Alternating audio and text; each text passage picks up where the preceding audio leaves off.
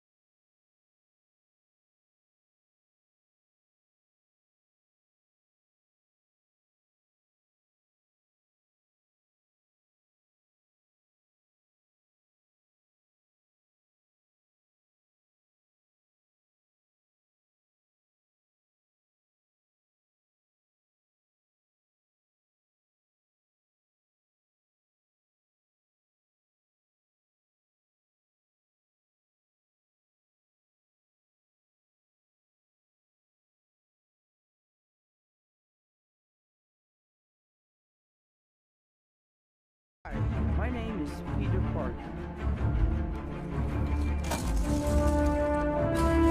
It's gonna sound crazy. We used to know each other. Everybody good?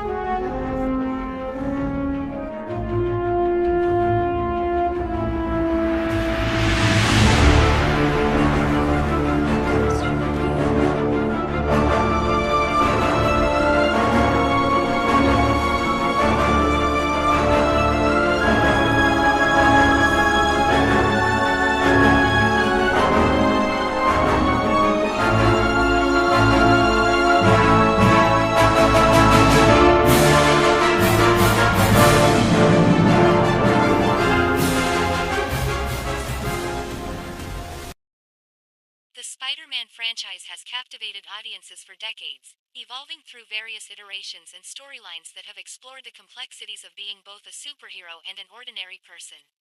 Spider-Man, Brand New Day, represents the latest chapter in this enduring saga, presenting a Peter Parker who finds himself in perhaps his most isolated and challenging situation yet. This film tackles the aftermath of multiversal chaos and explores what happens when our beloved wall crawler must face his greatest enemy, loneliness itself. When Doctor Strange performed his reality-altering spell to repair the fractured multiverse, the magical solution came with devastating personal consequences for Peter Parker. The spell worked, the multiverse was saved, but Peter's life was fundamentally and irrevocably changed in the process. This review will explore every facet of this compelling new Spider-Man story, from its emotional narrative depths to its spectacular action sequences, and everything in between. Peter Parker's isolation. The premise of Spider-Man, Brand New Day, is built upon one of the most heart-wrenching foundations in superhero cinema, voluntary erasure. Peter Parker didn't just lose his loved ones to tragedy, he actively chose to remove himself from their memories entirely. This wasn't a decision made lightly or selfishly, but rather the ultimate act of self-sacrifice from a young man who had already lost too much. Following the devastating death of Aunt May, Peter made the calculated decision that his very existence endangered everyone he held dear. The weight of that loss, combined with the pattern of tragedy that seemed to follow him wherever he went, led him to conclude that the safest thing he could do for those he loved was to become a ghost in their lives. He needed, the world to forget Peter Parker ever existed. This narrative choice creates a fascinating character study. We're watching a superhero at the peak of his powers and effectiveness, yet simultaneously at his lowest emotional point. The film brilliantly juxtaposes Peter's professional success as Spider-Man against his complete failure to maintain any semblance of a normal life. It's a stark reminder that having superpowers doesn't exempt you from human needs like connection, companionship, and community. The paradox of success. On a purely professional level, Peter Parker has never been more successful as Spider-Man. His attic apartment has been transformed into a technological marvel, a high-tech command center that would make Tony Stark nod with approval. The setup includes cutting-edge surveillance equipment, an advanced artificial intelligence assistant that helps coordinate his crime-fighting activities, and even his own 3D printer specifically designed to create and customize Spider-Man suits on demand. This technological advancement represents a maturation of the character. Gone is the scrappy teenager making do with homemade web shooters and a borrowed suit. This Peter Parker has evolved into a sophisticated urban guardian, working in unprecedented collaboration with law enforcement agencies. The results speak for themselves. New York City's crime rate has plummeted dramatically. Spider-Man has become an efficient, nearly omnipresent force for good, swinging through the concrete canyons of Manhattan, apprehending criminals, and rescuing innocents with impressive regularity. The citizens of New York have responded with overwhelming appreciation and love for their friendly neighborhood Spider-Man. He's become more than just a superhero. He's an icon, a symbol of safety and hope in an often dangerous world. The public displays of support, the vigils held when he's injured, the cheering crowds, all of it demonstrates that Spider-Man has achieved what many heroes only dream of: universal public approval and gratitude. But here's the cruel irony that forms the emotional core of this film. While everyone loves Spider-Man, absolutely nobody loves Peter Parker. In fact, nobody even remembers Peter Parker exists. The unbearable weight of loneliness. The film doesn't shy away from depicting the psychological toll of extreme isolation. Peter Parker is experiencing what might be described as the superhero version of depression. He's stressed to his absolute limits, caught in an endless cycle of crime fighting with no emotional support system, no one to decompress with, no one to simply be himself around. The movie presents several quietly devastating moments that illustrate this loneliness. Peter, unable to resist the gravitational pull of his past relationships, eventually works up the courage to approach the people who once meant everything to him. MJ, his former girlfriend, and Ned, his best friend. These scenes are masterfully crafted exercises in emotional torture, both for Peter and for the audience. MJ and Ned aren't being cruel or dismissive. They can't be, they have no memory of Peter whatsoever. To them, he's just a stranger, perhaps a slightly awkward guy who seems oddly interested in their lives. They seem genuinely happy, living their lives without the complications and dangers that came with knowing Spider-Man's secret identity. This should be exactly what Peter wanted when he made his choice, but witnessing it firsthand is clearly agonizing for him. The scene where Peter witnesses MJ kissing her new boyfriend is particularly gut-wrenching. It's a visceral reminder that life goes on, that the people we love will eventually move forward, and that the sacrifices we make, however noble, come with real, painful consequences. The film deserves credit for not taking the easy route here. MJ isn't pining for a lost love she can't quite remember. She's simply living her life, and Peter must confront the reality that his heroic choice means watching from the shadows as the life he might have lived continues without him. Physical transformation. A body out of control. Just when Peter thinks his situation couldn't become more complicated, his body begins exhibiting strange new changes. The film presents these transformations as genuinely unsettling, creating an undercurrent of body horror that adds tension to an already stressful situation. Peter, ever the scientist, initially attempts to rationalize these changes. Could they be hormonal shifts triggered by extreme psychological stress? Could his radioactive spider DNA be mutating further? Is this a delayed reaction to some previous event? The most visible change is the development of organic webbing, the same biological ability that Peter once witnessed in an alternate version of himself during the multiverse adventures. For comic book fans, this is a fascinating nod to different Spider-Man iterations, particularly the Tobey Maguire version who possessed this organic web shooting ability. In the context of this film, however, it's presented as something unexpected and slightly disturbing rather than a convenient power upgrade. But the organic webbing is just the beginning.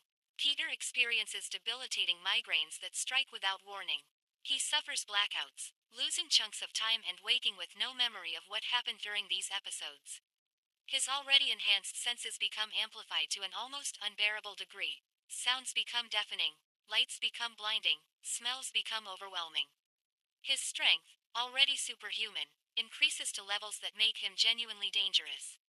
Perhaps most alarming are the sporadic episodes of uncontrollable rage. Peter Parker, whose greatest strength has always been his essential goodness and moral clarity, finds himself experiencing violent impulses that feel foreign and terrifying.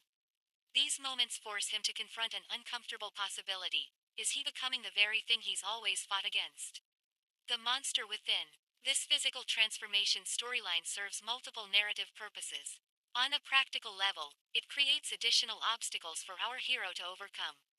Fighting crime is challenging enough when you're in complete control of your abilities. It becomes exponentially more difficult when your own body is unpredictable and potentially dangerous. On a deeper level, these changes serve as an external manifestation of Peter's internal struggle. His body is literally falling apart under the strain of isolation and stress, just as his mental health is deteriorating. The loss of control over his physical form mirrors his lack of control over his life circumstances. The film raises profound questions about identity and monstrosity. When does someone with powers cross the line from hero to threat?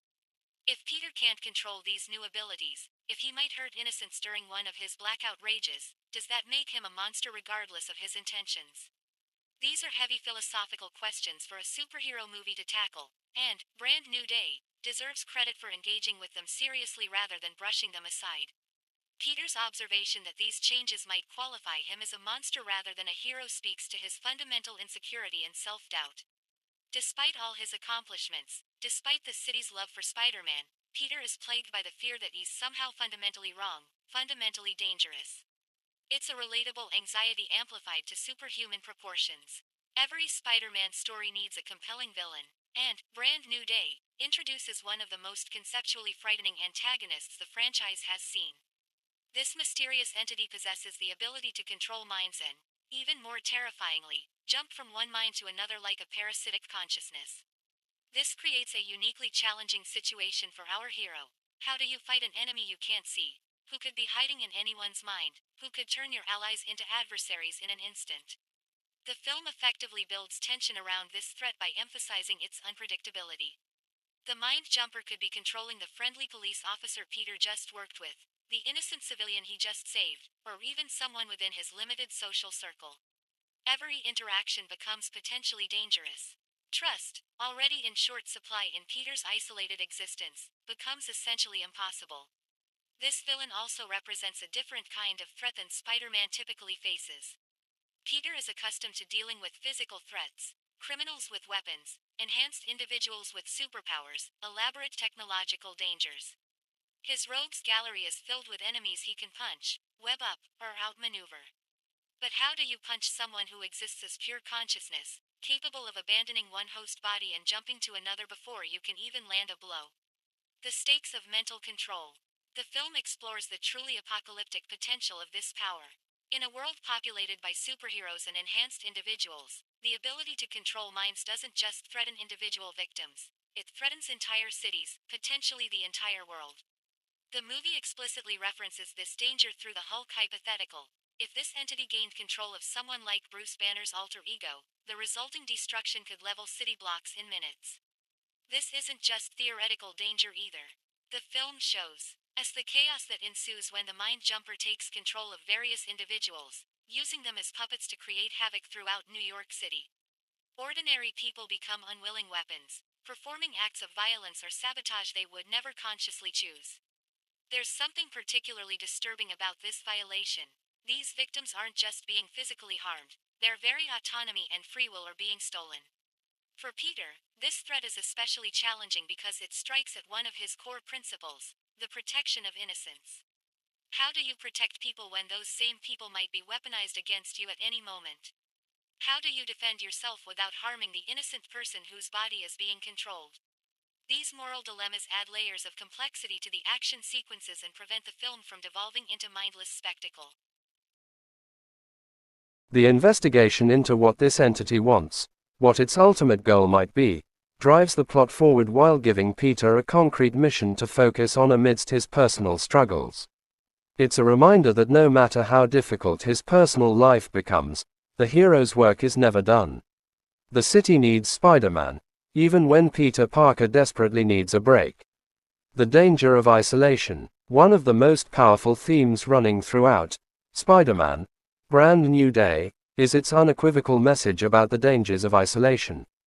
The film presents Peter's self-imposed exile as understandable, even noble in its intentions, while simultaneously showing us how destructive it is to his mental health, his effectiveness as a hero, and his basic humanity. Humans are social creatures, and even superhuman ones apparently need connection and community. The movie argues that trying to shoulder burdens alone, no matter how well-intentioned that isolation might be, ultimately makes us weaker rather than stronger. Peter's deteriorating condition, both psychological and physical, serves as evidence that we cannot function optimally in complete isolation. This theme resonates particularly strongly in our current cultural moment, where loneliness has been identified as a significant public health crisis. Many people, whether by choice or circumstance, find themselves increasingly isolated, convinced that they're protecting others or simply unable to maintain meaningful connections. Brand New Day suggests that this isolation, while sometimes feeling necessary or inevitable, is ultimately unsustainable and harmful. The film doesn't present an easy solution to this problem. Peter can't simply reverse Doctor Strange's spell and restore everyone's memories. The dangers that prompted his original decision haven't disappeared. But the movie does insist that some form of human connection is necessary, that complete isolation is not a viable long-term strategy for coping with difficulty or danger. The power of love and acceptance. Counterbalancing the theme of isolation is the film's powerful message about love, acceptance, and community. Brand New Day argues that the real superpowers we need to survive dark times aren't enhanced strength or web-shooting abilities, but the kindness, caring, and support of the people around us. This theme is beautifully illustrated through Peter's memories of Aunt May. Even after her death, her influence continues to guide him, her lessons about compassion and acceptance resonating across time. The flashback scenes showing Aunt May's response to learning about Peter's abilities are particularly moving. She doesn't reject him, doesn't fear him, doesn't love him any less. Instead, she accepts all of who he is, both the ordinary boy and the extraordinary hero, and commits to supporting him unconditionally. Peter uses this memory of unconditional love to help another grieving character, demonstrating that healing from painful tragedy is possible when we have people who accept us completely and choose to stand beside us through difficult times.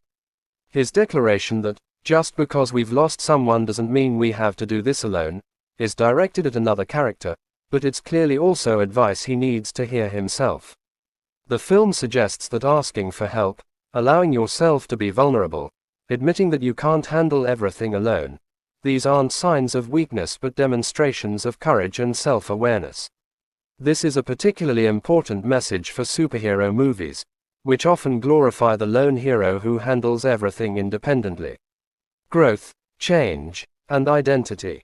Another significant theme explores the nature of change and whether transformation necessarily equals loss of identity or corruption. Peter is terrified that his changing body and new powers are turning him into a monster, that he's losing the essential, Peter Parker-ness, that makes him who he is. MJ's observation, that Peter seems like a really good guy who might just be changing, offers an alternative perspective.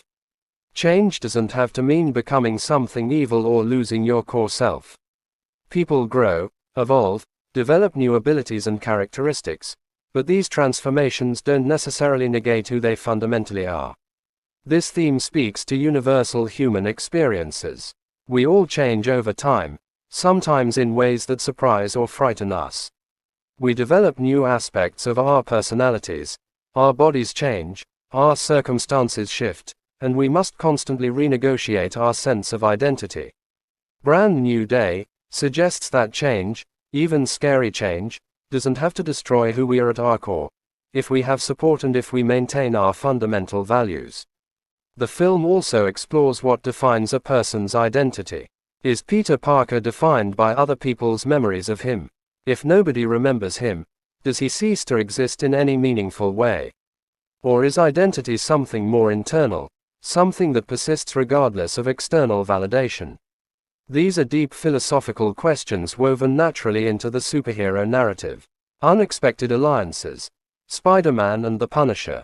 One of the most interesting narrative choices in Brand New Day is the team-up between Spider-Man and Frank Castle, better known as the Punisher.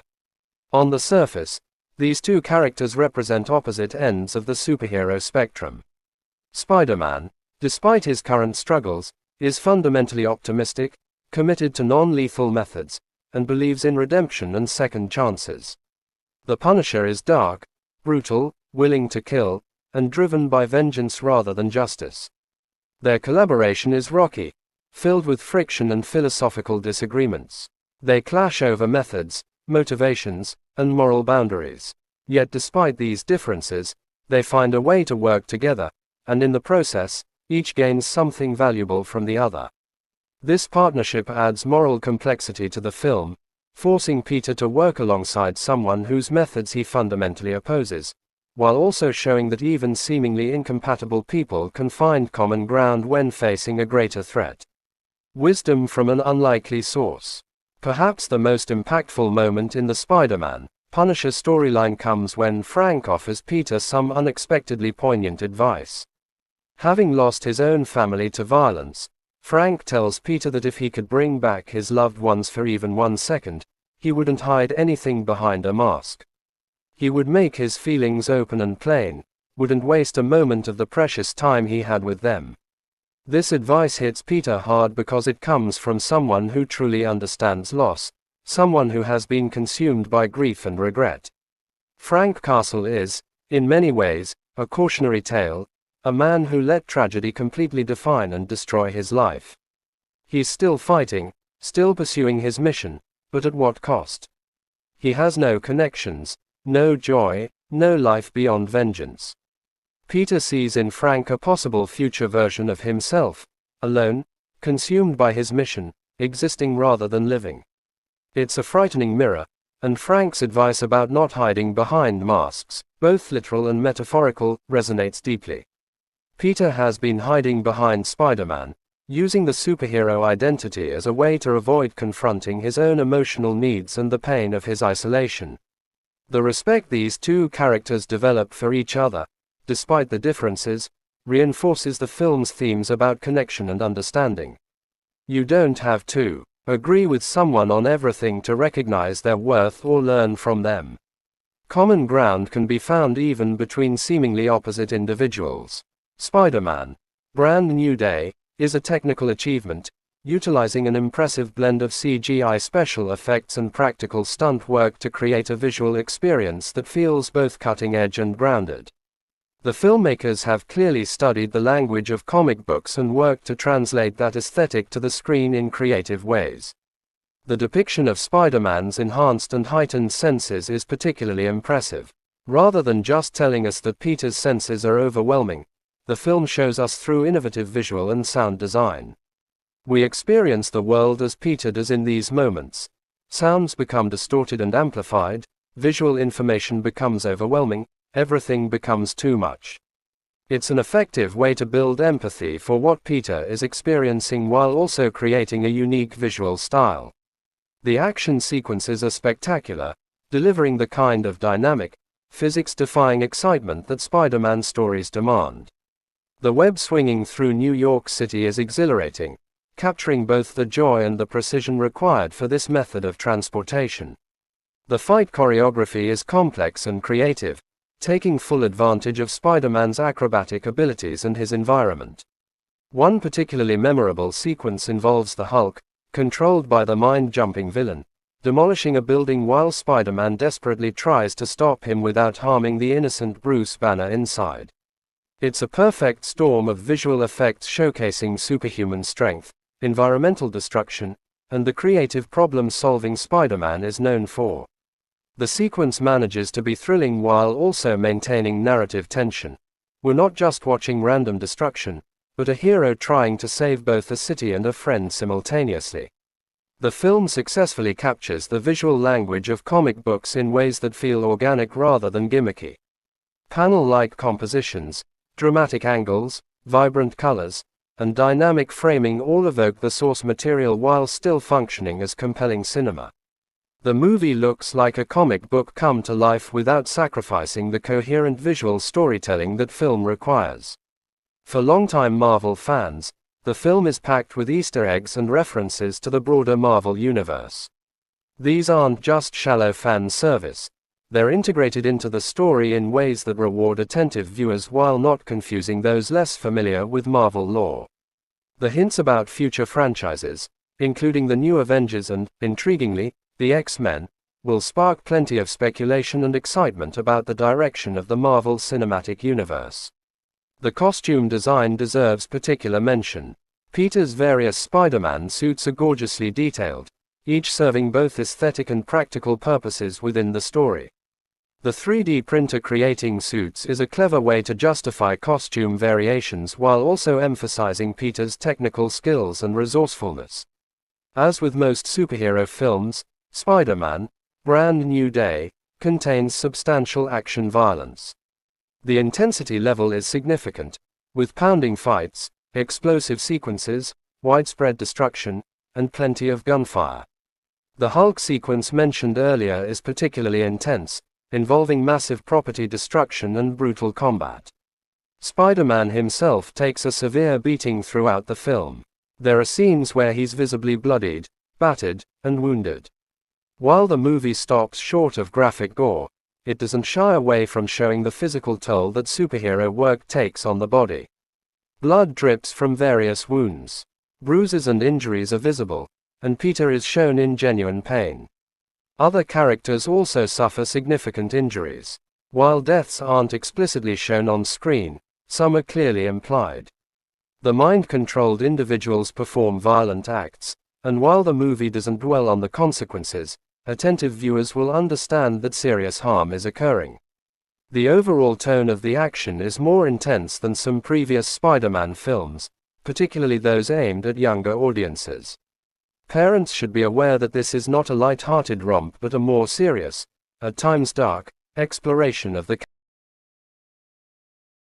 Perhaps the most significant content concern for families is the language.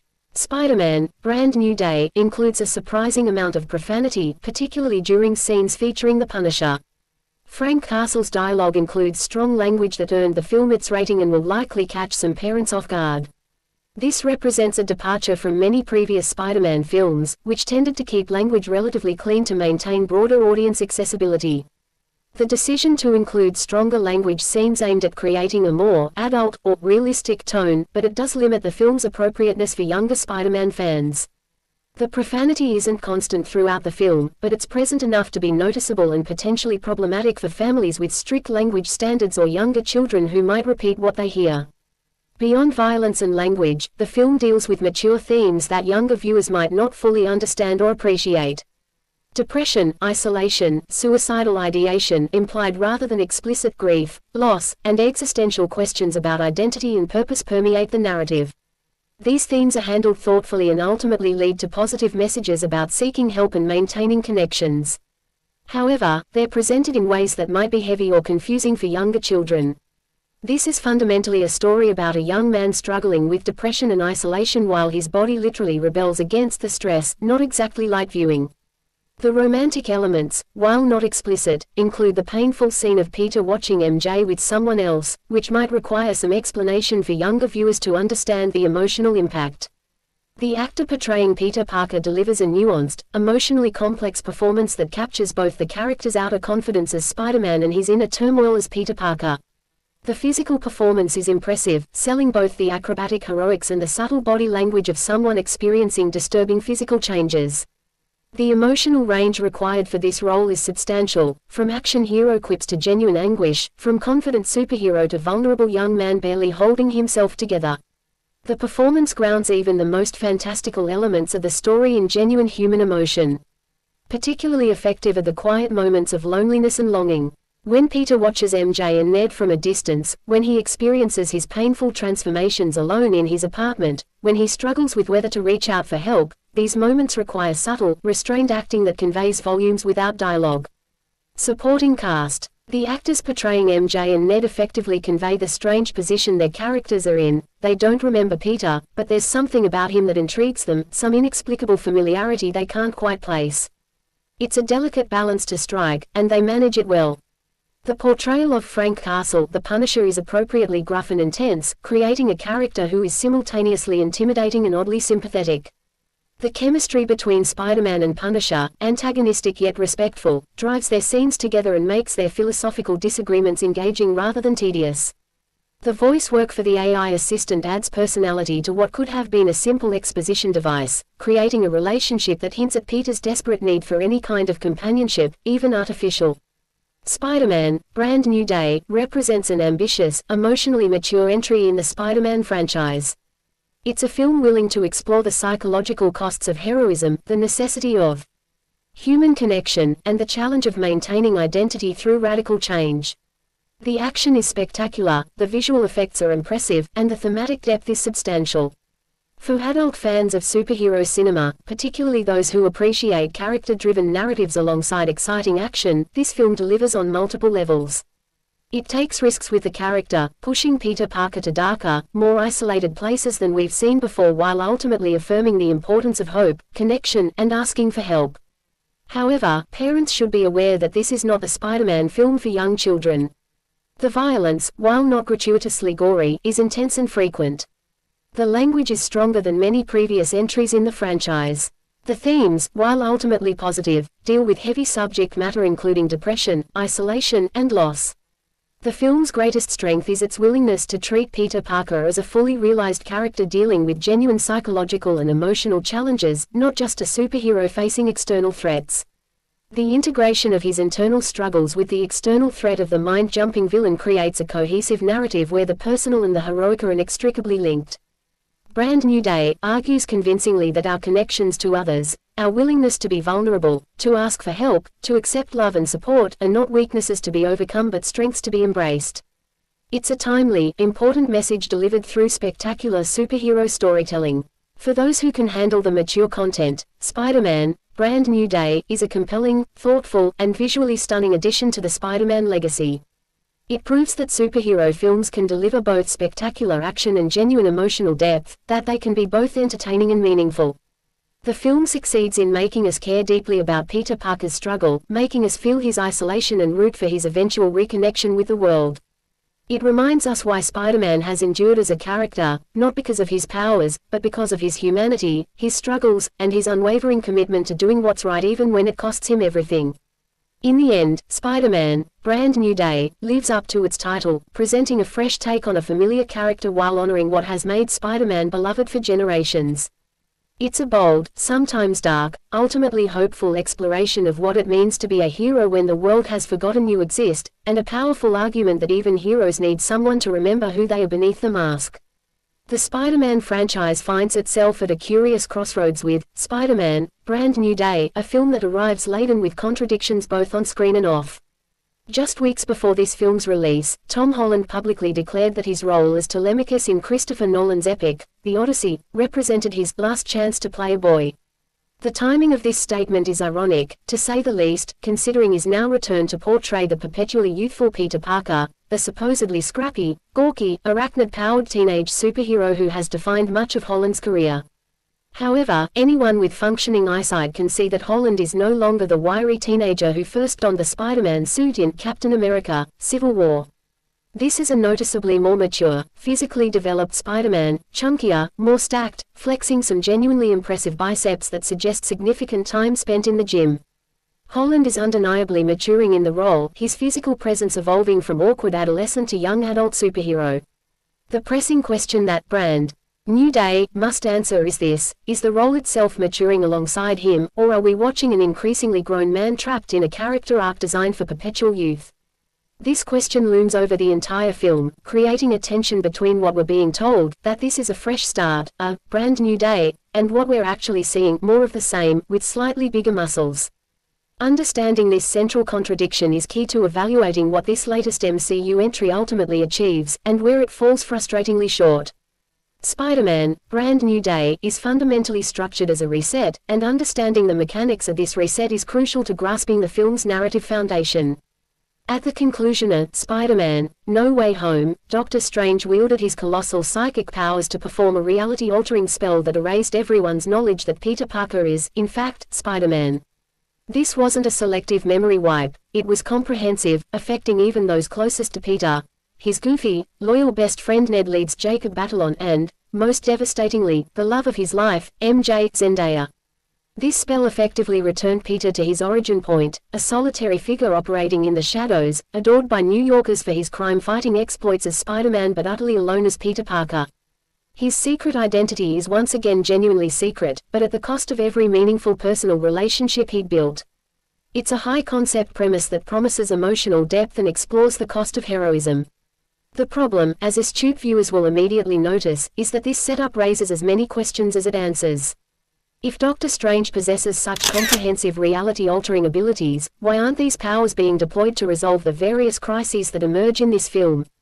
This is part of what the review aptly calls narrative universe inconsistency that you just have to overlook, those logical gaps that plague interconnected cinematic universes where character abilities and availability must be selectively forgotten to allow individual stories to function.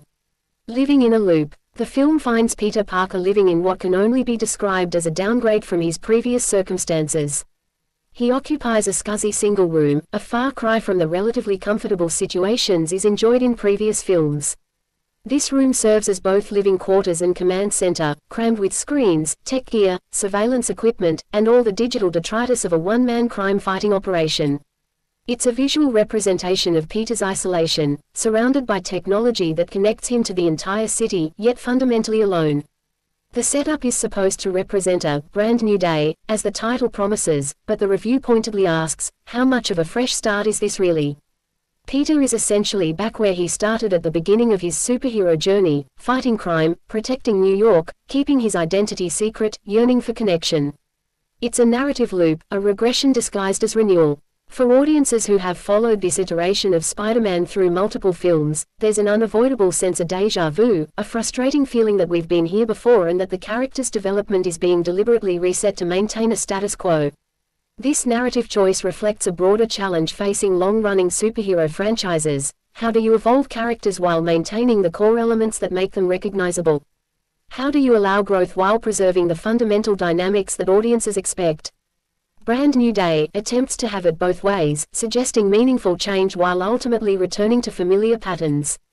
The villain, possession, infiltration, and body-hopping terror. A sinister new entity. Every Spider-Man film requires a compelling antagonist, and Brand New Day introduces a genuinely unsettling threat, a sinister entity with the ability to possess and control the bodies of important people around New York City. This isn't your typical supervillain with a grudge against Spider-Man or a scheme for world domination. This is something more insidious, more invasive, and considerably harder to fight. The possession begins with the villainous Scorpion, played by Michael Mando, perhaps best known for his role as Nacho Varga in Better Call Saul. Mando brings an intensity to the role that serves the possession storyline well. We need to believe that this character's body and will have been hijacked by an external force, and Mando's performance sells that disturbing transformation. The Scorpion serves as the initial vector for this entity's plans, but he's merely the beginning.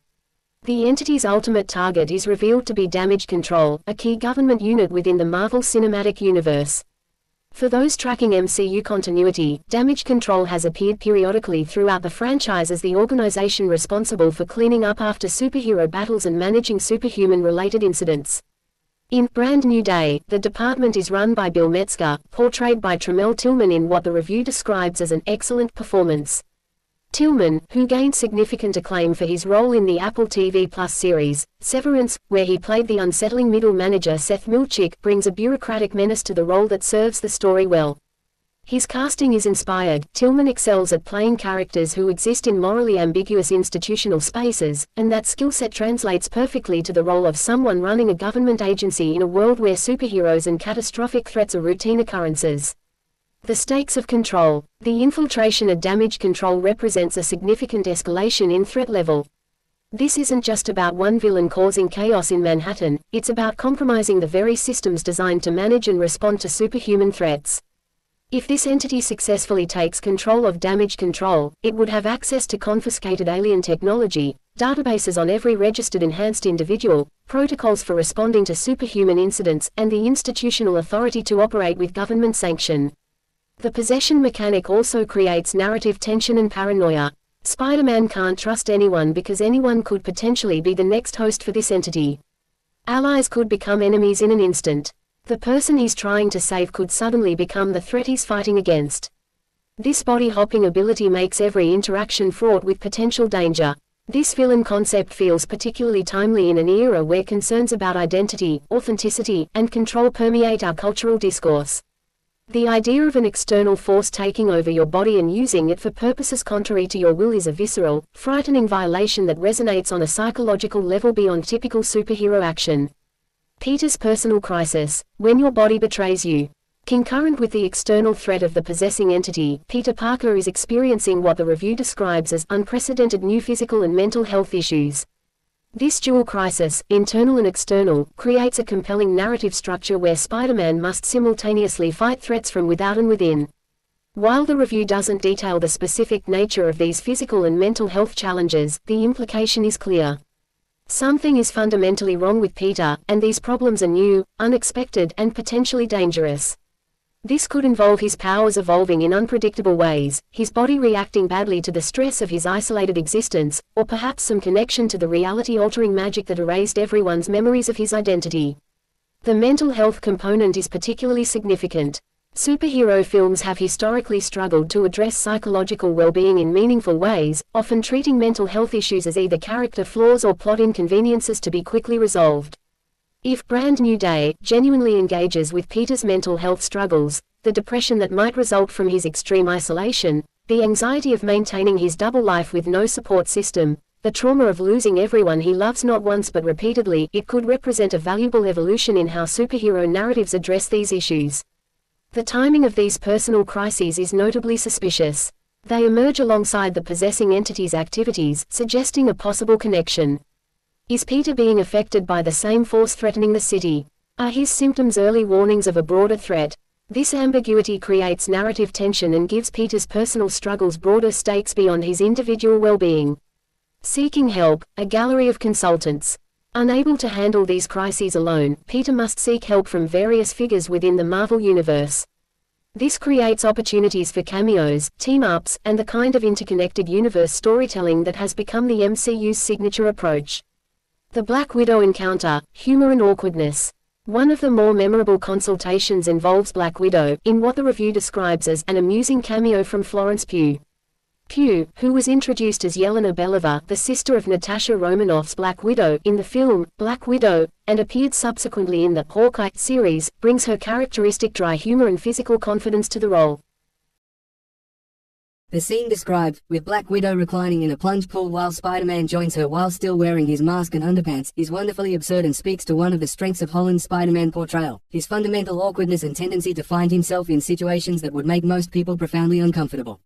The image of shy, masked Spider-Man sitting in a pool in his underwear consulting with a supremely confident Yelena perfectly captures the tonal balance between humor and genuine superhero stakes that the best Spider-Man stories achieve. This scene also serves a practical narrative purpose. It demonstrates Peter's desperation for help and guidance, his willingness to consult with people he might not normally interact with, reaching across the Marvel Universe for any assistance that might help him understand what's happening to him. The fact that he maintains his mask even in this intimate setting underscores his commitment to protecting his secret identity, now more precious than ever since no one knows who he really is. Florence Pugh's appearance is brief but impactful, reminding audiences of the broader MCU continuity while providing comic relief and demonstrating that even in crisis, Spider-Man stories can find moments of levity and humor. Consulting with the Hulk, when meetings end in chaos. Peter also seeks advice from Dr. Bruce Banner, played once again by Mark Ruffalo, aka the Hulk. This represents a revived acquaintance. These characters have interacted before in the larger MCU, but presumably Banner, like everyone else, has no memory of Peter Parker's secret identity following Doctor Strange's spell. The Hulk consultation is described as ending in chaos, which suggests that Bruce either loses control and transforms, or that the meeting goes sideways in some spectacular fashion. This raises interesting questions. Does the possessing entity attempt to take control of Banner Hulk? Does Peter's presence or his unexplained condition somehow trigger a Hulk transformation? Whatever the specific circumstances, the implication is that Peter's attempt to get help from one of the most brilliant scientific minds in the Marvel Universe backfires spectacularly. This failed consultation serves multiple narrative purposes. It demonstrates the severity of Peter's problems. Even Bruce Banner can't help him, and in fact, seeking that help creates more chaos. It also allows for spectacular action sequences involving the Hulk, always a crowd-pleasing element. And it reinforces Peter's isolation and the growing sense that he might have to face these challenges largely alone. Mark Ruffalo has portrayed Bruce Banner, Hulk, for over a decade in the MCU, and his presence brings gravitas and continuity to the film. The character has evolved significantly over that time, from the hunted scientist of The Incredible Hulk and The Avengers, to the integrated, smart Hulk of Avengers Endgame. Seeing where Banner is in his journey and how he interacts with Peter provides valuable character development for both. The Punisher partnership, a fractious frenemy bromance. Perhaps the most significant relationship in Brand New Day is the fractious frenemy bromance between Spider-Man and Frank Punisher Castle, portrayed by Jon Bernthal.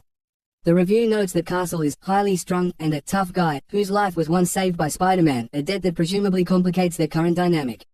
Jon Bernthal's casting is noteworthy on multiple levels.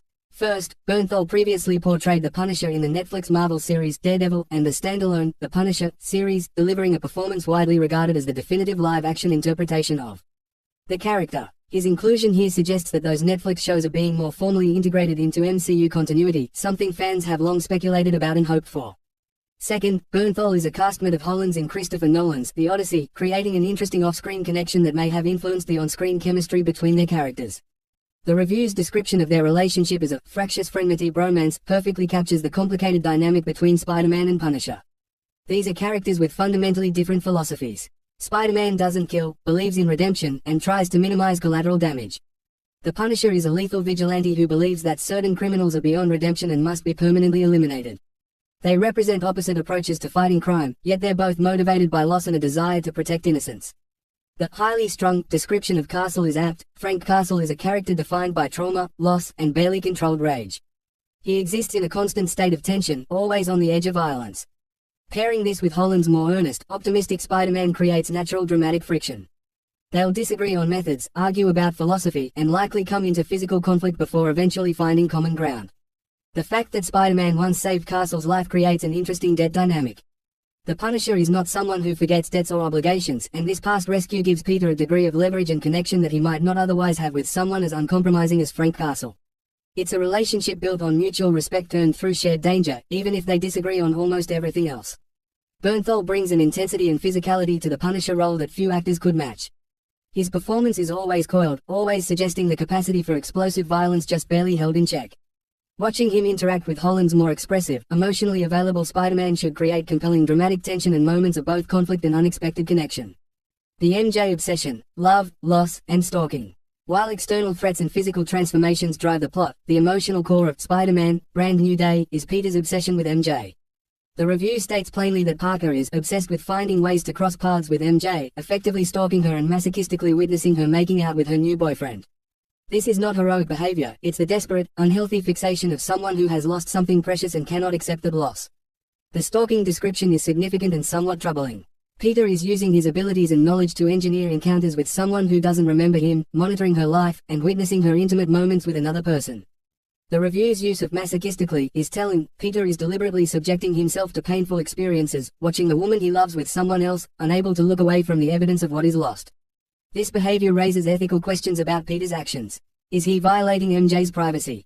Is his inability to let go becoming unhealthy and potentially dangerous? The film apparently doesn't shy away from these uncomfortable aspects, presenting Peter's behavior as obsessive rather than romantic, which is a more honest and mature approach than simply playing these actions as sympathetic longing. The scene of Peter watching MJ making out with her new boyfriend is described as particularly painful, a moment of pure emotional torture that Peter seemingly can't stop himself from witnessing. It's a visualization of his loss, a reminder that MJ has moved on, that her life is continuing without him, that his sacrifice, erasing her memory to keep her safe, has real consequences that he must now live with. Very big, even slightly shocking scenes. The review mentions that Peter has some very big, even slightly shocking scenes with Zendaya. This deliberately vague description creates intrigue while suggesting that these encounters go beyond typical romantic drama. The use of shocking implies that something unexpected or transgressive occurs, perhaps a moment of recognition, a confrontation, or an encounter that pushes boundaries in ways previous MCU films have not. These scenes represent encounters which hold out the painful hope that he can somehow rekindle the flame, somehow find happiness while pursuing his lonely vocation.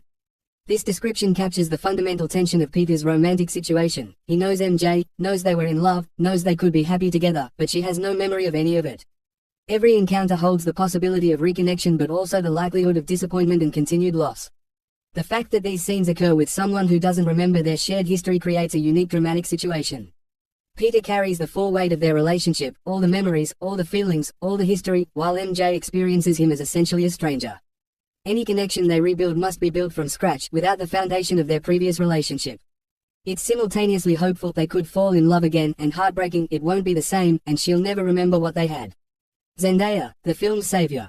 The review's assessment of Zendaya's contribution to Brand New Day is unequivocal and emphatic. Zendaya saves this film. She rescues it from silliness and the generic deja vu over-familiarity that is always threatening to sink it. This is high praise and a damning critique of the film's other elements delivered simultaneously. According to the review, something about MJ's civilian status, her non-superhero identity, brings Zendaya's grown-up acting presence to the fore in ways denied to everyone else on screen, including Holland. This is a fascinating observation about the constraints of superhero filmmaking. The genre often requires actors to play heightened, larger-than-life versions of characters, to sell impossible physical feats and cosmic stakes, to deliver exposition-heavy dialogue about comic book concepts. These requirements can limit opportunities for the kind of naturalistic, nuanced performance that demonstrates range and depth. MJ, as a civilian character without powers or a costume, exists outside these constraints. She can be more grounded, more real, more emotionally complex in ways that characters like Spider-Man, Hulk, or Punisher cannot. Zendaya takes full advantage of this opportunity, delivering what the review characterizes as a grown-up acting presence that elevates the material around her. Naturalistic excellence. Zendaya's naturally relaxed style and self-possession are highlighted as giving the proceedings a boost. In a film filled with heightened action, comic book physics, and larger-than-life characters, Zendaya's grounded, naturalistic approach provides necessary balance and authenticity. Her self-possession, the quality of being comfortable in one's own skin, confident without arrogance, present without forcing, creates a character who feels real in ways that can be challenging in superhero contexts. The review also mentions the flash of transgressive sexuality that she shows us at one moment, suggesting that MJ has a moment of sexual agency or expression that pushes against the typically chaste romantic portrayals in MCU films. This could be the making out scene with her new boyfriend that Peter witnesses, or it could be something in her interactions with Peter. Whatever the specific moment, it apparently stands out as notably more adult and sexually frank than audiences might expect from a Spider-Man film. Zendaya has evolved significantly as a performer since first appearing as MJ in Spider-Man: Homecoming. Her work in projects like Euphoria, for which she won Emmys, and Malcolm and Marie demonstrated dramatic range and maturity that her MCU role hasn't always allowed her to showcase. If Brand New Day gives her meatier material to work with, it benefits tremendously from her talents. Director's vision. The review credits director Destin Daniel Cretton with getting the best out of her. Cretton, who previously directed Shang-Chi and the Legend of the Ten Rings, another MCU entry, and the acclaimed independent drama, Short Term 12, has demonstrated skill in balancing spectacle with genuine character moments and drawing authentic performances from his actors. Cretton's ability to create space for Zendaya to deliver this level of performance within the constraints of a big-budget superhero blockbuster speaks to his skill as a director. It's not easy to maintain intimate character work amidst green screen effects, elaborate action choreography, and the various demands of franchise filmmaking, but the best directors find ways to prioritize performance even within these challenging circumstances. One of the review's most amusing observations addresses a long-standing logical issue with Spider-Man's web swinging. As ever, Spider-Man can swing through the air across Manhattan without the overhead horizontal plane that his web would surely need to attach to, even in non-built-up areas, although he might be using power lines. This is a problem that has plagued Spider-Man in every visual medium. The character's signature method of transportation involves shooting webs at tall structures and swinging from them, using momentum and physics of a sort to traverse the cityscape. This works fine when he's swinging between skyscrapers in dense urban environments. There are always buildings, water towers, bridges, or other structures to attach to. However, things get murkier when Spider-Man operates in less built-up areas, parks, or open spaces. What exactly is he attaching his webs to when there are no overhead structures? The review's parenthetical suggestion that he might be using power lines is a charitable interpretation, but even power lines don't exist everywhere Spidey swings. This is one of those comic book logic issues that audiences have generally agreed to overlook in exchange for the visual excitement of web-swinging sequences. It's the kind of practical impossibility that becomes acceptable through repetition and the general suspension of disbelief that superhero stories require. The fact that the review brings it up with affectionate exasperation rather than genuine criticism suggests that this is a familiar quirk of the character rather than a serious flaw. Apocalyptic but temporary destruction. The review notes that Spider-Man: Brand New Day, like all MCU movies, always gravitates towards apocalyptic but weirdly temporary destruction in the digitally confected big city. This observation cuts to the heart of a common criticism of modern superhero blockbusters, the tendency toward massive, city-threatening destruction that somehow never has lasting consequences. Buildings crumble, streets are torn apart, vehicles are destroyed, and infrastructure is decimated during the climactic battles of these films. The destruction is presented as apocalyptic in scale. Ordinary people should be traumatized, the city should take years to rebuild, the economic impact should be devastating. Yet by the next film, or sometimes even by the end of the same film, everything is essentially back to normal, the destruction cleaned up and forgotten. This pattern is described as occurring in a digitally confected big city, highlighting the artificial nature of these sequences. The destruction doesn't feel real because it isn't real. It's CGI buildings being demolished, digital simulations of chaos rather than actual stakes. The audience understands on some level that none of this matters, that the city will be fine, that the destruction is spectacle without genuine consequence. This weirdly temporary quality undermines the stakes of these action sequences.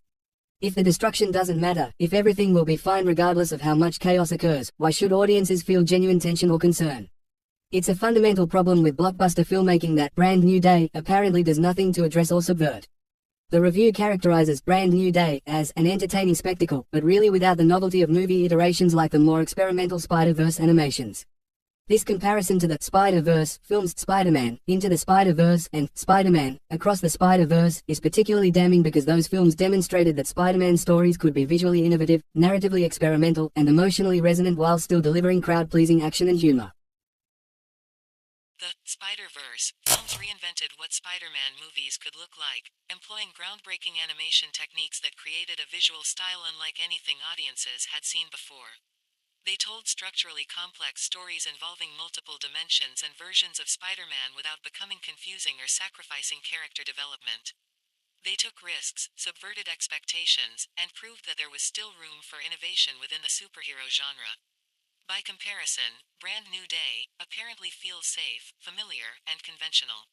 It employs the standard MCU visual style, follows recognizable narrative patterns, and delivers the expected beats without surprising or challenging the audience.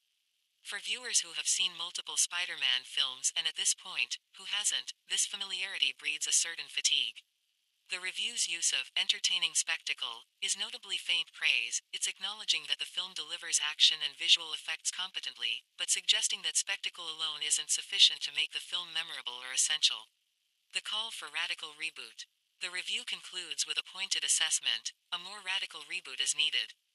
This is a significant statement, especially in a review that acknowledges the film is literally titled Brand New Day and is explicitly framed as a fresh start for the character. The implication is that despite the narrative reset, despite erasing everyone's memories and returning Peter to a solitary status quo, despite introducing new villains and challenges, the film doesn't feel genuinely new. The reboot isn't radical enough, the changes aren't fundamental enough, the approach isn't innovative enough to justify another entry in an already crowded field of Spider-Man films.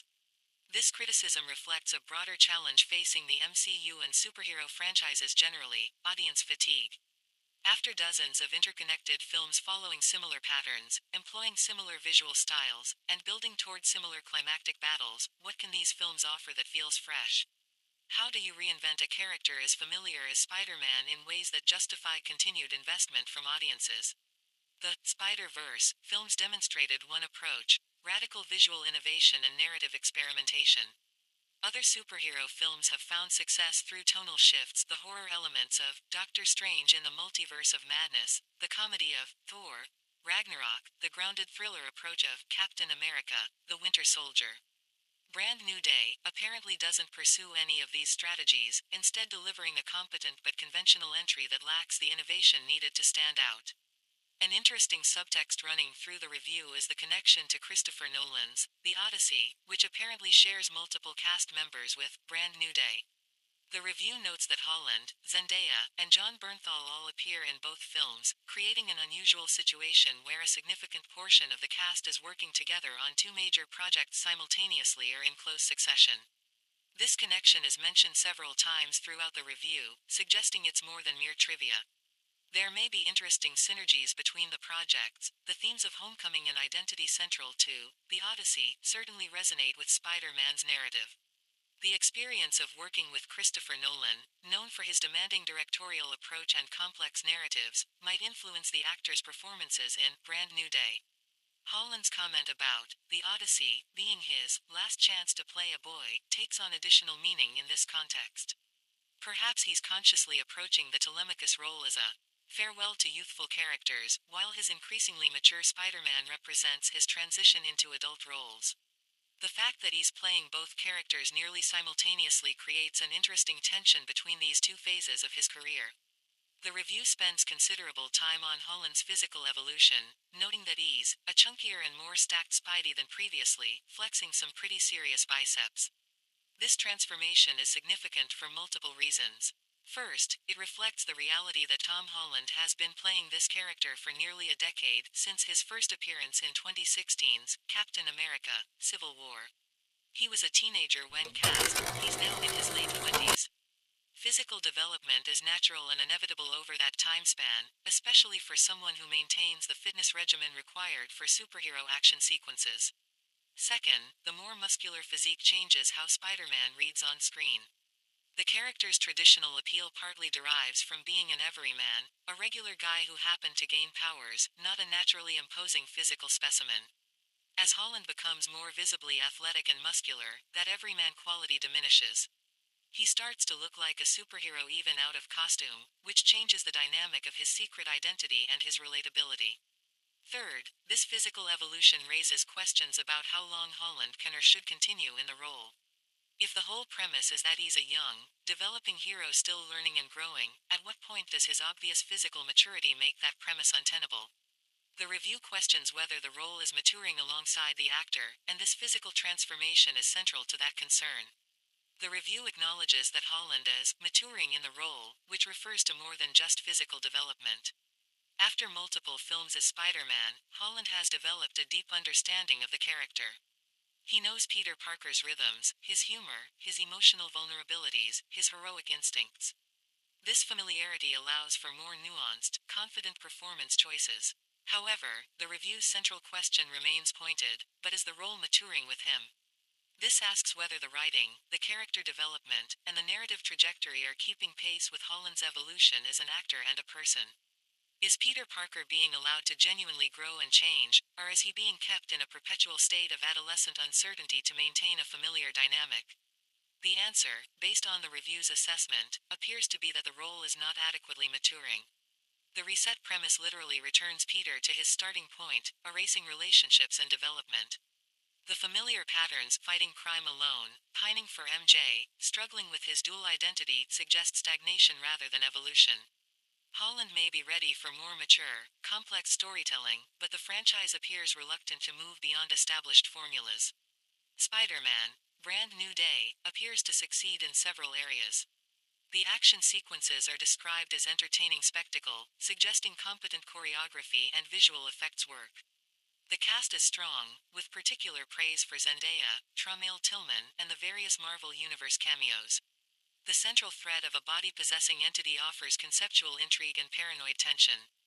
The film apparently engages seriously with Peter's isolation and emotional struggles, giving Holland material to work with beyond just action sequences.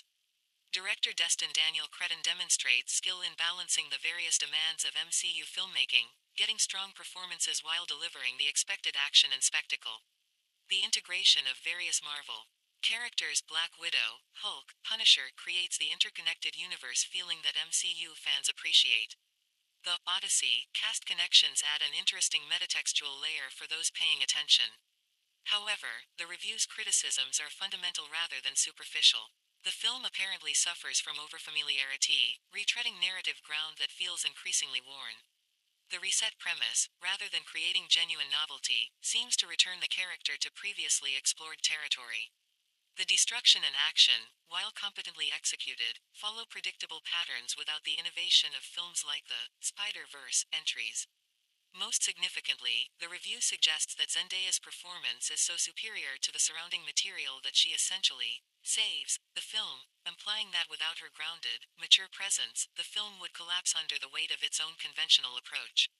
When one supporting performance is described as rescuing the entire project, it suggests significant weaknesses in the overall conception. The web-swinging physics issues and the weirdly temporary destruction are noted with affectionate exasperation, but they point to a larger problem. Audiences are becoming increasingly aware of and tired of the logical inconsistencies and consequence-free chaos that characterize many superhero blockbusters. What once could be easily overlooked through sheer novelty and spectacle now feels like lazy filmmaking. The review's concluding statement, "A more radical reboot is needed," encapsulates its fundamental assessment. Brand New Day is not a bad film, but it's an insufficient one. It delivers what's expected without exceeding those expectations, provides entertainment without innovation, and maintains the status quo when transformation is what's actually required. For a franchise to remain vital and relevant, especially one as extensively explored as Spider-Man, each new entry needs to justify its existence by offering something genuinely new, whether that's visual innovation, narrative experimentation, tonal shifts, or character development that meaningfully advances the ongoing story. Brand New Day apparently does not meet this standard. The film seems caught between competing impulses, the desire to reset and refresh the character versus the reluctance to abandon familiar formulas, Tom Holland's obvious maturation versus the franchise's need to maintain Peter Parker as a youthful figure, the potential for serious exploration of isolation and mental health versus the demands of crowd-pleasing action spectacle. Spider-Man, Brand New Day, arrives at a crucial moment for both the character and the actor who portrays him. Tom Holland has grown up playing Peter Parker, and while he brings increased physicality and maturity to the role, the character's narrative seems stuck in familiar patterns. The reset premise promises a fresh start but delivers more of the same, with the reliable exception of Zendaya's standout performance. For viewers who simply want more Spider-Man action with beloved characters and entertaining set pieces, Brand New Day will likely satisfy. It's competently made, features a strong cast, and delivers the expected Marvel Cinematic Universe experience. The cameos and connections to other Marvel properties will please fans invested in the broader continuity. However, for those hoping for genuine innovation, for a Spider-Man film that takes risks and explores new territory, Brand New Day will likely disappoint.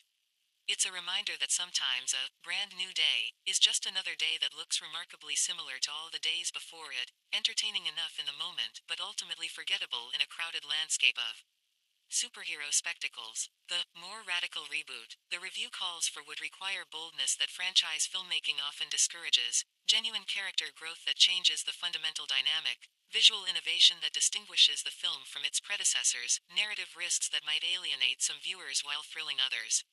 Whether such a reboot is possible within the constraints of the MCU remains an open question. For now, Spider-Man, Brand New Day, stands as a testament to both the enduring appeal of the character and the limitations of formulaic franchise filmmaking. It's a film saved by Zendaya's performance, entertaining in its spectacle, but ultimately calling out for the kind of radical reinvention that would make Spider-Man feel truly fresh again. 8 years. That's how long it's been since Marvel started playing fast and loose with multiverse storytelling and diluting their brand with an endless stream of Disney Plus shows that have done more harm than good to the overall narrative cohesion of this once mighty franchise. What was once the most reliable money-printing machine in film history, a cultural juggernaut that dominated both box office returns and water-cooler conversations, has been reduced to a sadly confused shadow of its former self. The numbers don't lie. Box office returns have been inconsistent at best, catastrophic at worst. Audience fatigue is real and measurable. The critical consensus has shifted from enthusiastic anticipation to weary skepticism. And perhaps most tellingly, the cultural conversation around Marvel has changed from, "Did you see that amazing thing they just did?" to, "Remember when Marvel used to be good?" Into this troubled landscape drops Spider-Man, Brand New Day, directed by Destin Daniel Cretton, a filmmaker who previously helmed the surprisingly solid Shang-Chi and the Legend of the Ten Rings. The premise itself is telling. This film essentially accepts that most people can't possibly remember or care about whatever nonsense has transpired since this mega franchise split into several overlapping dimensions during the multiverse saga. It's practically called, "We're starting over," and that honest acknowledgement of audience exhaustion could have been the perfect shot at redemption that the MCU desperately needs. The setup is emotionally rich. The film's dramatic crux hinges on Peter Parker and his beloved MJ clawing away the cobwebs of mass amnesia in a bid to get back to each other, back to what matters, back to the sustainable and dramatically satisfying balance that Sam Raimi once struck between Spider-Man's power and his responsibility. Back to making superhero movies profitable and relevant again.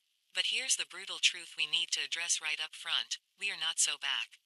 Not even close. Spider-Man, Brand New Day, is guilty of something that might be even worse than being a bad movie. It's guilty of fraudulent advertising. The title promises a fresh start, a new beginning, a rebirth of sorts for both the character and the franchise.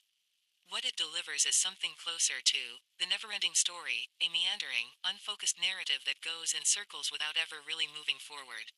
Not only does the MCU's fourth dedicated Spider-Man outing fail to undo the damage done to the brand since Thanos died back in 2019, this dull and downbeat action sequel actually goes out of its way to epitomize exactly why the mega franchise has lost so much of its sauce over the last 7 years. It's almost impressively self-defeating in this regard.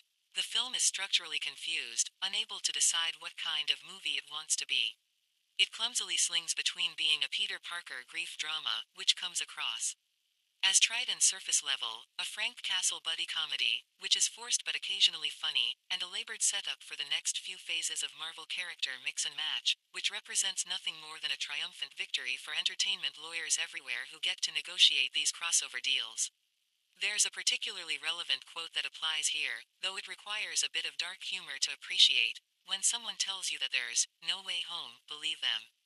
The previous Spider-Man film literally told us there was no way home, that Peter's sacrifice meant permanent separation from the people he loved, that this was a one-way door with real consequences. Brand New Day spends its entire runtime trying to wriggle out of those consequences while simultaneously being too afraid to fully commit to reversing them. Before we dive deeper into the film itself, I need to share something that speaks volumes about Sony and Marvel's confidence in this project. They inexplicably waited to screen this 145-minute movie for critics until 7 in the evening the night before its 9 in the morning review embargo. Think about what that scheduling tells you. This is a classic studio move when they know they have a problem on their hands. By limiting the time critics have to process and write about the film, they're hoping to minimize the damage of negative reviews and ensure that opening weekend audiences show up based on brand recognition and marketing rather than critical assessment. It's a red flag so massive you could see it from space.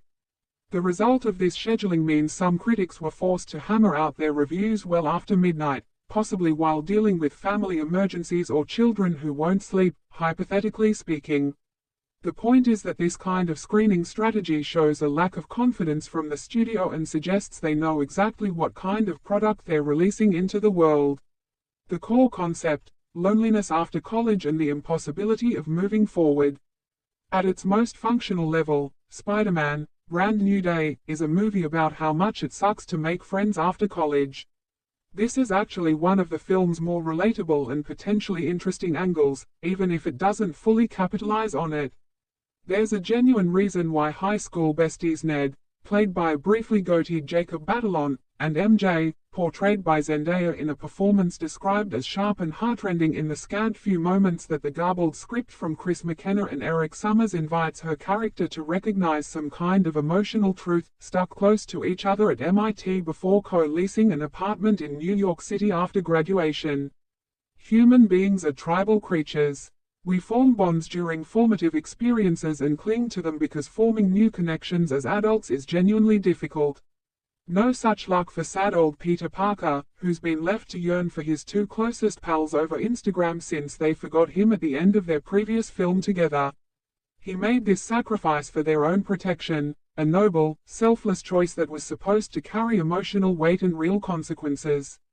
But living with hard sacrifices doesn't come easy, and our friendly neighborhood Spider-Man has learned to cope with his loneliness by obsessively focusing on his unpaid job as a volunteer crime fighter. The city loves Spider-Man. The public adoration is so intense that you'd think he just arrested an international war criminal. But it's hard for Peter to take in the public's affection when the only people who ever really knew who he was under the mask no longer remember that he even exists. There's a profound loneliness in being celebrated as one identity while being completely forgotten as another, being loved as a symbol while being invisible as a person. That the movie is even fleetingly able to dramatize the character's heartsick inner turmoil is a credit to Tom Holland, who delivers what might be his most nuanced and mature Spider-Man performance to date. Coming off his work in Christopher Nolan's The Odyssey, Holland appears more capable than ever, and Brand New Day repeatedly calls on the now 30-year-old actor to thwip between wounded nostalgia, bitter self-pity, and the isolating discomfort of entering a new phase of life. This is genuinely good character work from Holland. The problem is that the film surrounding his performance doesn't deserve it or support it adequately. Holland is doing heavy lifting that the script should be helping with, compensating for weak writing with committed performance work. The villain, an interesting concept undermined by execution. Peter Parker tries to focus his energy on catching a mysterious telepath who can hijack people's minds by hopping from one brain to another like a skipped rock along the surface of a lake. This is actually a genuinely interesting antagonist concept, an enemy that's essentially impossible to fight because you can't see them, can't predict them, and can't know who they're controlling at any given moment. The relatively low-fi effect of this psyche daisy chaining its way from body to body across Manhattan is described as much neater and more upsetting than what superhero movies usually muster. This is high praise for a visual effect choice that prioritizes creepiness and conceptual horror over spectacle. It suggests that Cretton and his team understand that sometimes less is more. That suggestion and implication can be more frightening than elaborate CGI mayhem. However, and this is a significant however, that aesthetic flourish can't redeem how frustratingly the character tees up their greater purpose in the MCU. Here we see the fundamental problem with modern Marvel filmmaking. Individual creative choices might be interesting or effective, but they're all ultimately subservient to the franchise's broader narrative demands. This villain isn't allowed to just be a compelling antagonist for this specific film. They have to serve as a setup piece for future movies, future phases, future crossover potential. It's hard enough for Spider-Man to catch an enemy he can't even see. The challenge becomes exponentially more difficult when the bad guy trauma mogs Peter so badly that his arachnid hormones start spiking out of control. We've seen that Spider-Man losing control of his abilities storyline before, It's a bit played out at this point, but Brand New Day at least attempts to make it somewhat fresh by keying into the character's self-disgust. Peter is disgusted both with his emergent proclivity for projectile web ejaculate, the organic web shooting that's developing in his body, and also with his life in general. There's a self-loathing component to his character arc here that could have been interesting if the film committed to it more fully. This is darker, more psychologically complex territory than Marvel typically explores, touching on body horror and loss of bodily autonomy in ways that add texture to the superhero formula. One of the most damning criticisms that can be leveled at Brand New Day is that it's boring. Critics are generally trained to avoid using that word because it's subjective and not particularly analytical, but sometimes there's no other way to describe the experience of watching a movie. And nothing with 8 legs would ever move this slow. At 145 minutes, the film is nearly 2.5 hours long, and it feels every second of that runtime. The pacing is enervating, frequently seeming at risk of forgetting its hero just like everybody else forgot Peter Parker. Scenes drag on without building momentum. The narrative meanders when it should be focused. Subplots consume time without adding value. The film lacks the propulsive energy that the best Spider-Man stories possess. This pacing issue is particularly frustrating because Spider-Man as a character is defined by movement, by speed, by kinetic energy. He's called the web slinger for a reason. He should be in constant motion, both physically and narratively.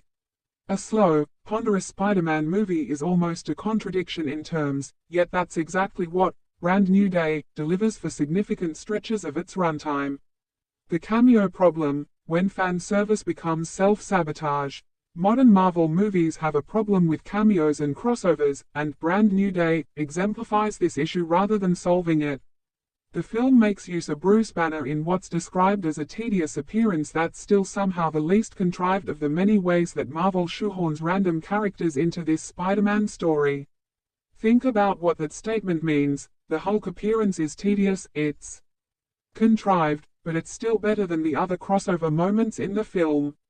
That's a devastatingly low bar, and it speaks to how desperately Marvel is clinging to the interconnected universe concept even when those connections actively harm the individual stories being told. The offenses range from an amusingly potato-obsessed cameo by a character that remains redacted in the review, likely to preserve some surprise for viewers, though whether that surprise will be pleasant or annoying remains questionable, to a major supporting role for Jon Bernthal's Punisher. The Punisher is described as hilariously useless, graduating to the big leagues from the depths of streaming hell, constantly reminding us of that fact by invoking incidents that happened on television. This is Frank Castle as reference point rather than character, as continuity marker rather than meaningful presence in the story. Now, credit where it's due, Jon Bernthal is apparently delightful as a trigger-happy nuisance whose solution to every problem is to bust out bigger and bigger guns. Director Cretton lets him go full De Niro parody from the moment he shows up, which sounds genuinely entertaining. Bernthal is a talented actor with excellent comic timing and the physical presence to make the Punisher's violence feel dangerous rather than cartoonish. But, and this is crucial, even his best moments distract from the essence of Spider-Man's emotional conflict. The Punisher storyline is described as forced but funny, which means it's entertaining in isolation while being detrimental to the overall narrative. Every minute spent on Frank Castle's antics is a minute not spent on Peter Parker's emotional journey, on his relationship with MJ, on the core dramatic questions that should be driving this story. This is the fundamental problem with Marvel's approach to interconnected storytelling at this point in the franchise's life. They've become so focused on connections, setups, cameos, and franchise building that they've forgotten how to tell focused, emotionally coherent individual stories. There are stretches during the second act when Peter and MJ meaningfully address their mismatched feelings, one person remembering everything about a relationship while the other has no memory of it whatsoever. This is genuinely compelling dramatic material, the kind of emotionally complex situation that could sustain an entire film. One of these moments is distractingly framed against the But here's what's maddening. Brand New Day constantly sidelines its core relationship in order to spend more time on other, less interesting elements. The villain's backstory is described as hopelessly rote, yet it stops the movie dead in its tracks.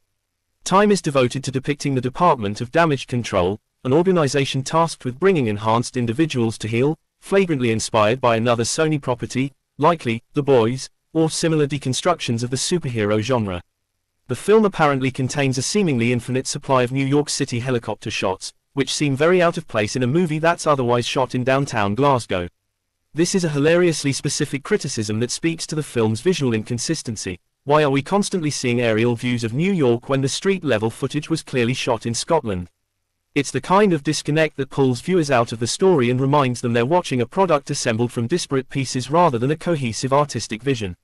Zendaya is described as sharp and heartrending in the scant few moments that the script invites her character to recognize emotional truth. Think about what "scant few moments" means. This is one of the film's two leads, portraying arguably the most important relationship in Peter Parker's life, and she's given only occasional opportunities to do meaningful dramatic work. The rest of the time, presumably, she's relegated to being a plot device or a motivation for Peter rather than a fully realized character in her own right. This represents a criminal waste of Zendaya's talents. She's proven herself capable of extraordinarily nuanced dramatic work in projects like Euphoria and Malcolm and Marie. She brings natural charisma, emotional intelligence, and genuine star power to everything she does. Giving her only scant few moments to demonstrate these abilities is filmmaking malpractice. The review's anger at Brand New Day reaches its peak near the end of the film, when it comes into focus just how little this sequel has moved the ball down the field regarding Peter Parker's story. The assessment is brutal and precise. This could have been a vertical short. Think about what that means. A vertical short is the kind of content designed for social media, typically running less than a minute, optimized for phone screens. Saying that this 145-minute theatrical feature contains only enough meaningful plot progression to fill a vertical short is perhaps the most devastating criticism possible. It means that for all the runtime, all the action sequences, all the cameos and crossovers, the actual advancement of Peter Parker's narrative could have been accomplished in under 60 seconds. This is the consequence of Marvel's prevailing need to stall for time. The franchise knows it can't go back to the way things were. The multiverse has been opened, characters have been killed or aged out, the narrative has progressed past certain points of no return. But Marvel also seems absolutely clueless about how to push forward, how to build towards something new and compelling rather than endlessly treading water. Peter Parker has come to embody this uncomfortable stasis better than any other character in Kevin Feige's domain. He's trapped in amber, kept perpetually young and perpetually struggling with the same conflicts because that's what the franchise demands. But he has also come to suffer the consequences of this stasis worse than any of his fellow Avengers, new and old. By the end of his latest, solo, adventure, the quotation marks around solo are telling, emphasizing just how crowded with other characters this supposedly individual story is. The MCU's prevailing need to stall for time has forced Spider-Man into a situation that feels miles removed from the wrenching predicament he faced at the start. This ending situation is described as relatable only to that small portion of the audience who've quite literally had to choose between mechanical web shooters and organic wrist jizz. The crude phrasing is deliberate and pointed. It's emphasizing how absurdly specific and disconnected from human experience the film's climax has become. Instead of resolving the emotionally resonant question of whether Peter can reconnect with the people he loves, the film ends with comic book minutiae that only the most dedicated fans will care about. The movie tries to remedy this disappointment with some razzmatazz about the power of friendship and a handful of enjoyable flourishes. These feel like consolation prizes, attempts to distract from the fundamental narrative failure with surface-level pleasantness and thematic platitudes that aren't earned by the story that preceded them. Despite all these problems, the review does identify some genuine positives, mostly related to Destin Daniel Cretton's direction. Cretton is described as a more sure-footed stylist than his predecessor Jon Watts, who directed the previous 3 MCU Spider-Man films. While none of the set-pieces in Brand New Day live up to the bus fight Cretton directed in Shang-Chi, which was a standout sequence in that film, demonstrating creative choreography and spatial awareness, there are some moments of visual personality. A visually dynamic tank chase through downtown Manhattan is highlighted as one of the film's better action sequences. There's also a TV on the radio needle drop, which is the kind of specific musical choice that can give a film distinctive character. TV on the Radio is an indie rock band not typically associated with blockbuster action films, so choosing one of their songs suggests a director trying to inject some personal taste and alternative sensibility into the Marvel formula. These flourishes are described as being enough in and of themselves to give Brand New Day more personality than any live-action Spider-Man film since the Raimi days. That's significant praise. Sam Raimi's Spider-Man trilogy, particularly the first two films, are widely regarded as the gold standard for the character, balancing spectacle with genuine emotion and maintaining a consistent directorial vision. But, and there's always a but with this film, damage control is still the name of the game. This is a clever play on words, referencing both the department of damage control within the film and the larger concept of damage control that Marvel is attempting with this reset. The point is that despite Cretton's occasional flourishes of style and personality, the film ultimately causes more problems than it cures. Tom Holland's performance, doing everything right in the wrong movie. We need to spend more time discussing Tom Holland's work in this film because by all accounts, he's delivering exactly what's needed from a performance perspective. Coming off Christopher Nolan's The Odyssey, Holland appears more capable and confident than ever before. His work there, playing Telemachus in an epic mythological context, clearly elevated his craft and gave him new tools to bring to Peter Parker. This is described as his most nuanced and mature Spider-Man performance to date. Holland manages to navigate the complex emotional territory the film demands, the wounded nostalgia for what he's lost, the bitter self-pity that comes with isolation, and the isolating discomfort of entering a new phase of life. These are difficult emotional notes to hit, especially in a film that's also requiring him to perform elaborate action choreography, deliver comic relief, and serve the franchise's broader narrative demands. The fact that Holland is now 30 years old playing a character who's supposed to be in his early 20s creates an interesting tension. He can no longer convincingly play the wide-eyed teenager he portrayed in Captain America: Civil War. His physical presence has changed. He's more muscular, more mature in his bearing, inevitably different than he was 8 years ago when this journey began. Holland is navigating this aging process with skill, finding ways to bring maturity to the role without completely abandoning the youthful energy that defines Spider-Man. He's doing everything right, delivering the kind of performance that should be the foundation for a great Spider-Man film. The tragedy is that the film surrounding his performance doesn't deserve his effort or support his work adequately. Holland is compensating for weak writing, covering for structural problems, and trying to maintain emotional coherence in a narrative that keeps undermining its own dramatic state. He's building a beautiful house on a foundation made of sand. One of the core problems with Brand New Day is that it's essentially 3 different movies competing for screen time and narrative focus, and none of them get adequate development. There's the Peter Parker grief drama, the story of a young man dealing with isolation, loss, and the consequences of his choices. This is potentially the most interesting and emotionally resonant of the 3 storylines, but it's described as trite, suggesting that the film treats these themes superficially rather than exploring them with genuine depth. There's the Frank Castle buddy comedy, the odd couple pairing of the heroic, non-lethal Spider-Man with the brutal, kill-first-asked-questions-later Punisher. This is described as forced but funny, meaning that the comedy works on a moment-to-moment basis even though the overall partnership doesn't make much logical or thematic sense. And there's the labored setup for the next few phases of Marvel character mix and match, the franchise building, the seeding of future conflicts, the introduction of elements that will pay off in movies 3, 4, or 5 years down the line. This is described as a triumphant victory for entertainment lawyers everywhere, which is perhaps the most cutting insult in the entire review. When your storytelling serves legal contracts better than it serves dramatic coherence, you've fundamentally failed as a filmmaker. Each of these 3 movies might have worked in isolation. A focused character study of Peter Parker dealing with grief and isolation could be genuinely moving. A buddy action comedy pairing Spider-Man with Punisher could be entertaining if it committed to the concept.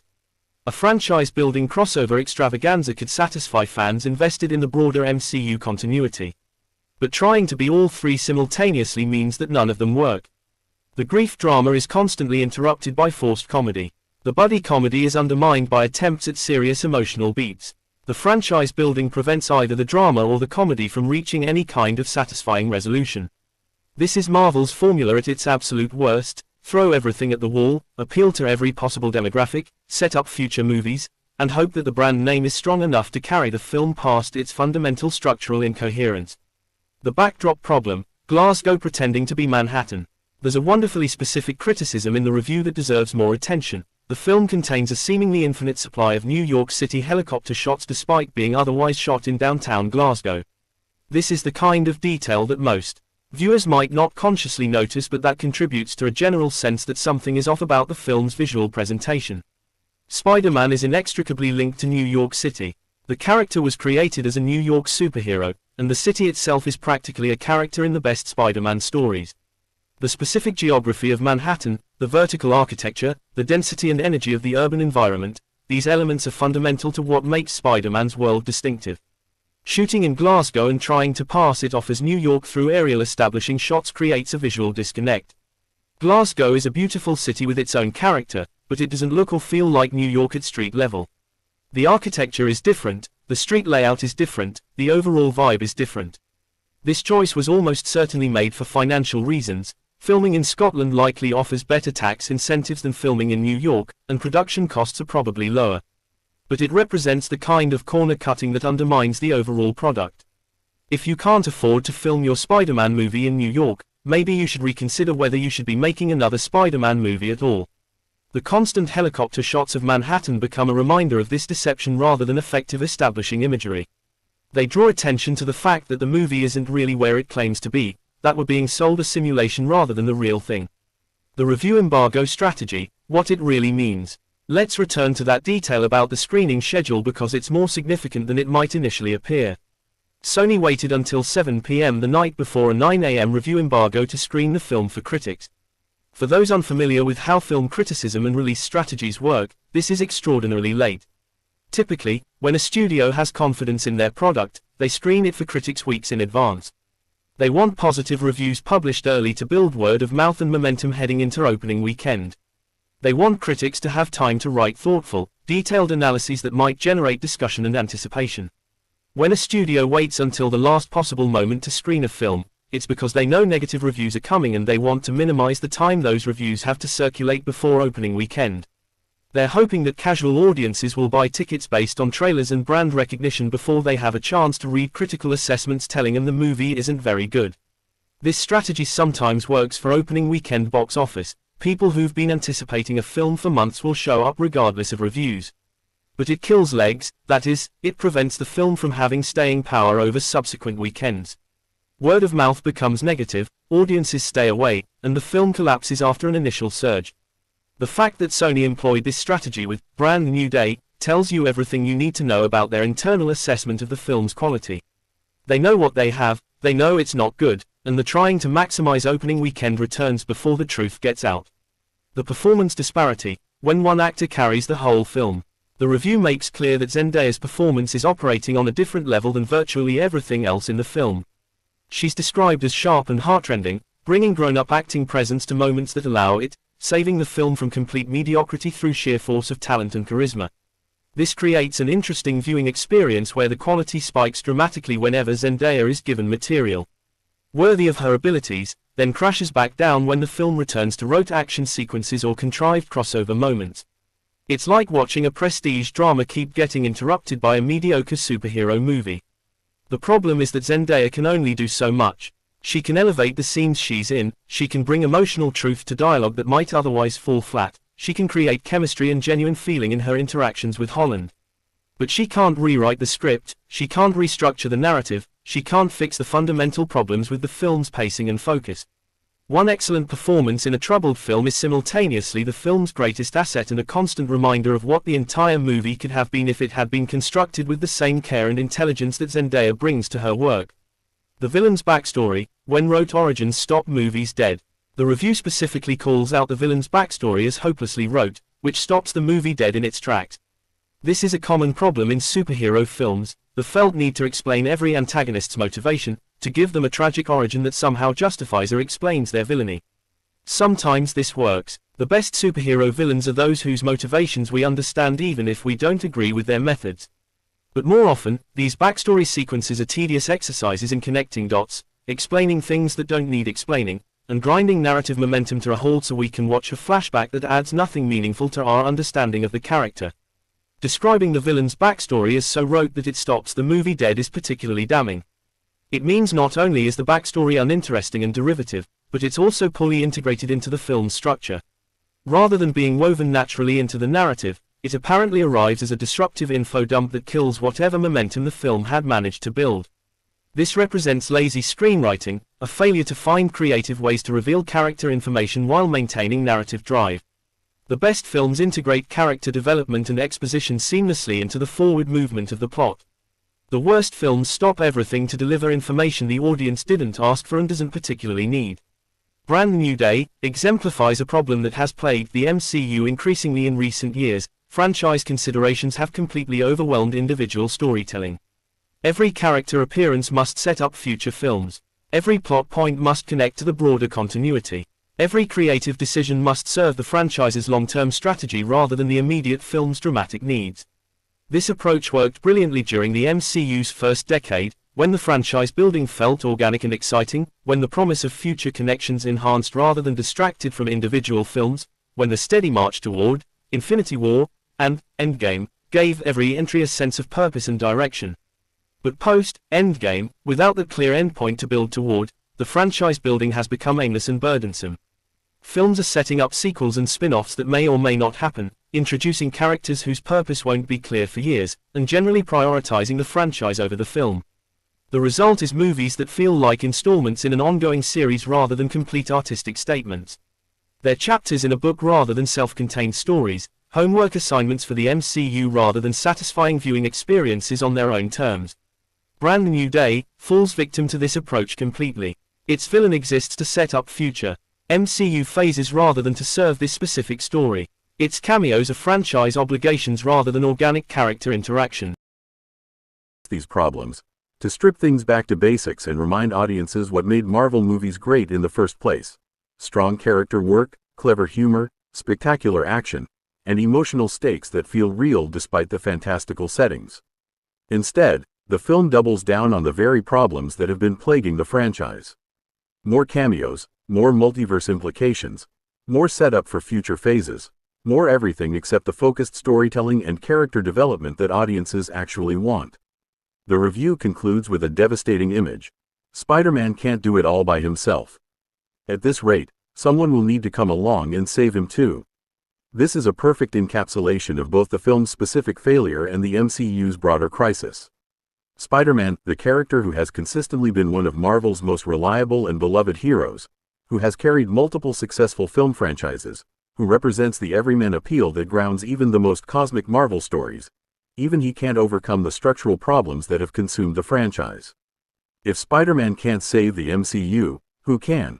Iron Man is gone. Captain America has passed the shield. The original Avengers have largely departed. The new generation of heroes hasn't connected with audiences the way their predecessors did. The multiverse has created more problems than it solved.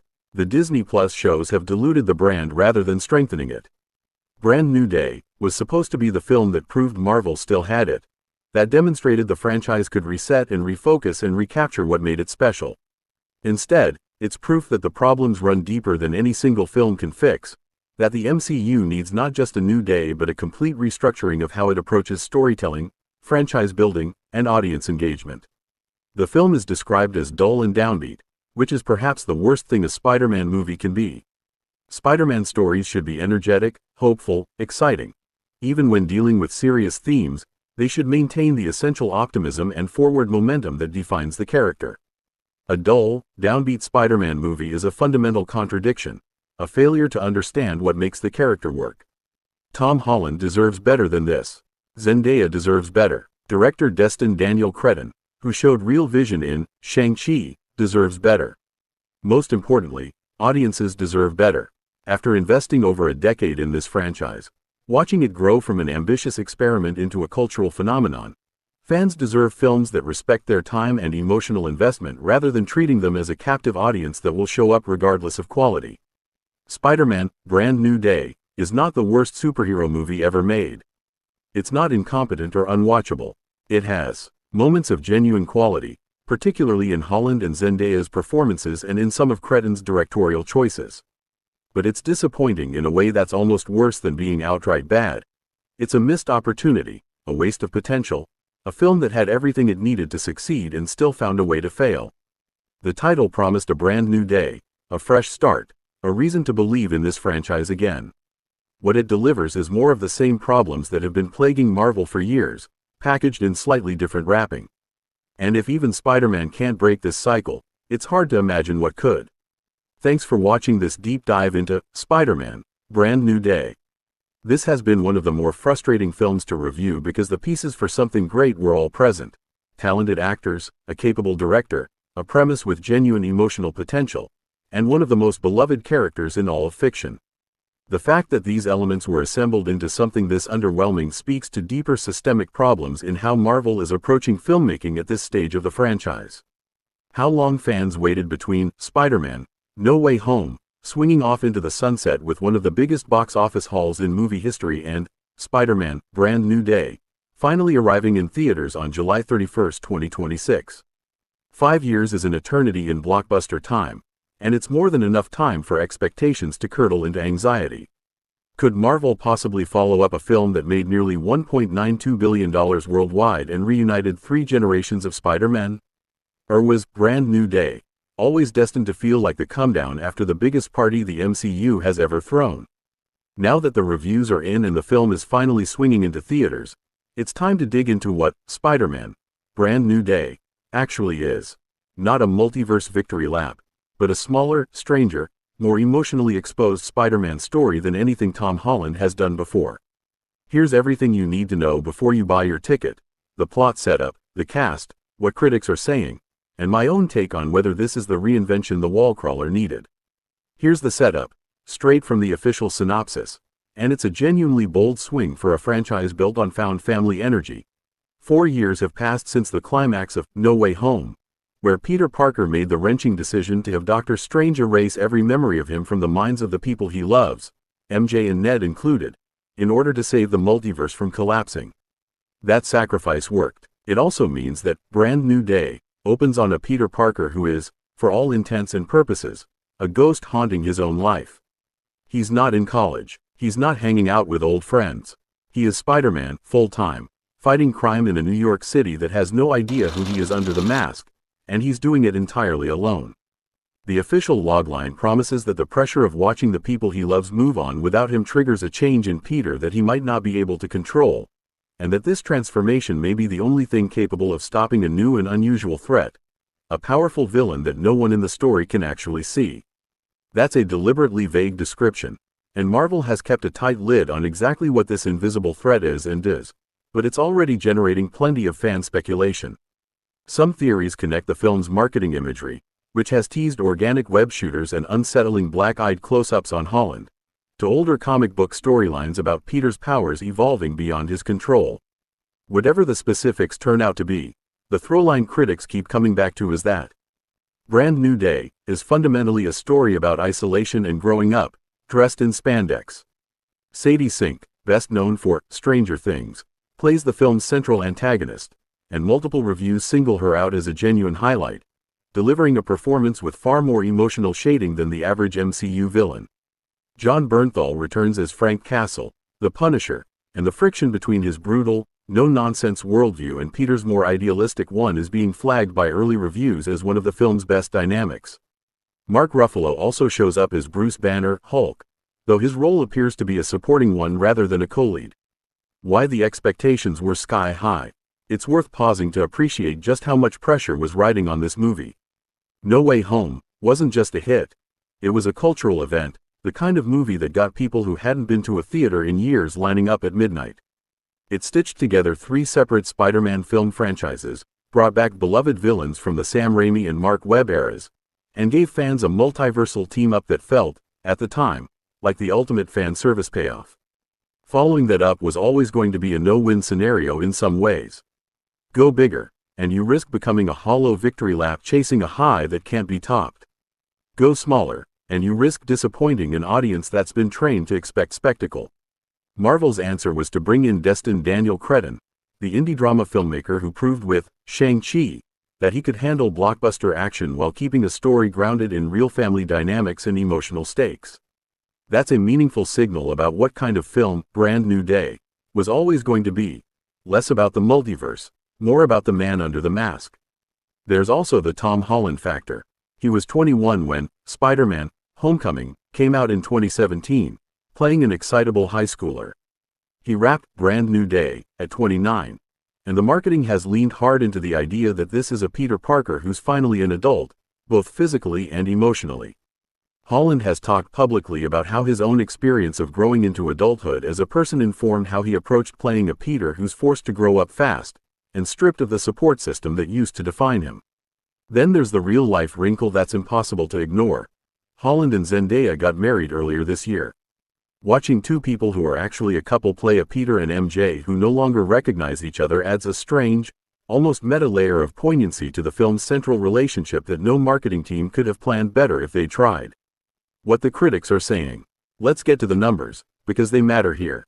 Spider-Man, Brand New Day, opened to a critic's score in the low 90s% range on Rotten Tomatoes across well over 100 reviews, and an audience score that landed even higher, in the high 90s. For context, that puts it in the same neighborhood as No Way Home, and comfortably ahead of some of the more divisive recent MCU entries. It's also being described by multiple outlets as one of the best directed Spider-Man films since Sam Raimi's original trilogy, which is a genuinely significant compliment given how beloved those films remain. The praise clusters around a few consistent points. Critics keep highlighting Holland's performance as his most mature and physically committed work in the role yet, with several reviewers specifically calling it his best turn as Peter Parker across 4 films. The action has also drawn strong reviews, with critics noting that Cretton leans into more practical filmmaking wherever possible, giving the fight choreography a tactile, grounded quality. That stands out in an era when a lot of superhero action can feel weightless and overly digital. The dynamic between Holland's Spider-Man and Bernthal's Punisher is repeatedly cited as a standout, and Sadie Sink's performance as the antagonist earns consistent praise for bringing real emotional stakes to a role that could have easily been a generic MCU threat. It's not unanimous celebration, though, and that's worth being honest about. A number of reviews describe the film as overstuffed, juggling more plotlines and supporting characters than it comfortably has room for, and several critics point to pacing that sags in the middle stretch. There's also a recurring worry among some reviewers that the film spends a bit too much energy setting up future MCU installments rather than fully committing to the standalone story it's telling, a very familiar complaint about modern Marvel movies in general. At least one major trade publication landed on the more skeptical end of the spectrum entirely, arguing the film is trying so hard to be thoughtful and mature that the effort becomes visible, and that the whole thing runs about half an hour longer than it needs to. That's a useful reminder that even a movie writing a 90+% score isn't a slam dunk for every critic, and it's worth going in with tempered expectations rather than assuming universal perfection. The performances. Where this movie actually shines. Strip away the spectacle for a second, because the thing critics agree on almost across the board is that the cast is doing heavy lifting here, and it's paying off. Tom Holland has spent 4 films growing into this role in real time, and by all accounts, Brand New Day is the payoff for that patience. Playing a Peter Parker who's isolated, guilt-ridden, and slowly losing his grip on who he is gives Holland material that's genuinely different from the wide-eyed enthusiasm that defined his earlier outings. Reviewers describe him finally getting real dramatic meat to chew on, and selling Peter's loneliness and internal turmoil in a way the character hasn't really had room for before. Zendaya returns as MJ in a fascinating position, playing a version of the character who has no memory of ever having met Peter, opposite an actor she's actually married to in real life. That's a tightrope walk for both the writers and the actors, and multiple reviews single out the fact that Holland and Zendaya still manage to generate real chemistry even while their characters are being kept at arm's length from each other by the plot. It's a testament to how well these two work together on screen that the film can lean into that irony rather than being undercut by it. Sadie Sink is the film's biggest reveal for skeptical viewers. Coming off her breakout role in Stranger Things, she takes on the central antagonist role and, according to the reviews so far, brings a level of pathos and complexity to the part that elevates the whole back half of the movie. Rather than a straightforward, big bad, her character is being described as someone with a genuinely sympathetic motivation, which tracks with the broader trend of the MCU trying to make its villains feel less like obstacles and more like people. Jon Bernthal slides back into the role of Frank Castle, Punisher, and the friction between his hardened, kill-first worldview and Peter's refusal to abandon his moral code is being called one of the most compelling relationships in the film. It's the kind of odd couple pairing that works precisely because the two characters represent completely different answers to the same question. What do you do when the system keeps failing the people you're trying to protect? Jacob Batalon returns as Ned Leeds, though with Ned now among the people whose memories of Peter were wiped. His role in the story is understandably different from the exuberant best friend energy he brought to the earlier films. And Mark Ruffalo shows up as Bruce Banner, giving fans some Hulk screen time without the film needing to build an entire subplot around him. The direction. Cretton brings the streets back to Spider-Man. If there's one thing nearly every review agrees on, it's that Destin Daniel Cretton was the right choice to direct this movie. After Shang-Chi proved he could balance genuinely moving family drama with big martial arts set pieces, Marvel handed him a Spider-Man film that's explicitly designed to pull the franchise back toward its street-level roots, away from the multiversal, world-ending stakes of No Way Home. That shift shows up most clearly in the action. Reviewers keep emphasizing how much of the fight choreography favors practical stunt work and tangible, grounded staging over CGI spectacle, which gives the action a weight and clarity that's been missing from a lot of recent superhero blockbusters. One widely cited comparison making the rounds among critics is that this is the best directed Spider-Man movie since Sam Raimi's trilogy wrapped up over 15 years ago, which, if you grew up on those films, is about as high a compliment as this franchise can receive. Cretton's fingerprints are also visible in how the film handles tone. Rather than leaning into the wisecracking, quip-heavy register that's been the MCU's signature move for over a decade, Brand New Day is being described as a more grounded, character-focused story, closer in spirit to a coming-of-age drama that happens to have a superhero in it than a conventional action tentpole. That's a risk. Not every viewer walking in expecting a fun, breezy Spider-Man romp is going to be on board with a film that spends real time sitting in Peter's loneliness and grief. But it's also exactly the kind of risk that separates a good superhero movie from a genuinely memorable one.